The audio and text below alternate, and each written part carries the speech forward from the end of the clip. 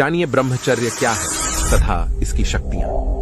मानव जीवन में अधिकतर मनुष्य अपनी वासनाओं के वश में ही उलझे रह जाते हैं, क्योंकि वह ये नहीं जानते कि वह अपने जीवन की सबसे महत्वपूर्ण शक्ति को खत्म कर रहे हैं। मानव शरीर में वीर्य एक ऐसी तरल शक्ति है जो एक जीवन को जन्म देने की शक्ति रखती है।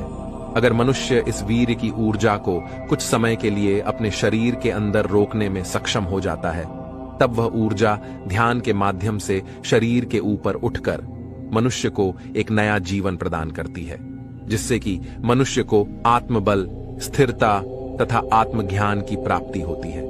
अक्सर जब मनुष्य के जीवन में वीर्य की प्रधानता बढ़ती है तो वह ऊर्जा बाहर आने की कोशिश करती है, क्योंकि साधारण व्यक्ति उसे संभालने में सक्षम नहीं होता है और उसका प्रयोग करना भी नहीं जानता। इसी कारण उसे केवल एक ही मार्ग नजर आता है और वह व्यक्ति अपने वीर्य का नाश कर देता है, जिससे कि मनुष्य सारा जीवन अपनी सबसे दिव्य ऊर्जा का नाश करता रहता है। तो इस ऊर्जा का जानिए लिंग मुद्रा तथा इसके फायदे। लिंग मुद्रा एक ऐसी मुद्रा है जिसमें दोनों हथेलियों को इंटरलॉक किया जाता है। इससे शरीर के भीतर ध्यान केंद्रित करने और उनके प्रवाह को बनाए रखने में सक्षम होती है। आप लिंग मुद्रा को बैठकर या खड़े होकर कर सकते हैं। फिर अपने दोनों हाथों को अपने शरीर के सामने रखें। अपने हाथों को एक साथ पकड़ें और अपनी उंगलियों को आपस में फंसा लें। अपने बाएं अंगूठे को ऊपर की ओर रखें, जबकि अन्य उंगलियां उसे घेरे रहें। लिंग मुद्रा ऐसी योग मुद्रा है जिसकी मदद से शरीर के अंदर गर्मी को केंद्रित कर सकते हैं। नियमित रूप से इस मुद्रा के अभ्यास से बढ़ता वजन, अस्थमा, कमजोर इम्यूनिटी संबंधी समस्याओं इत्यादि को दूर किया जा सकता है।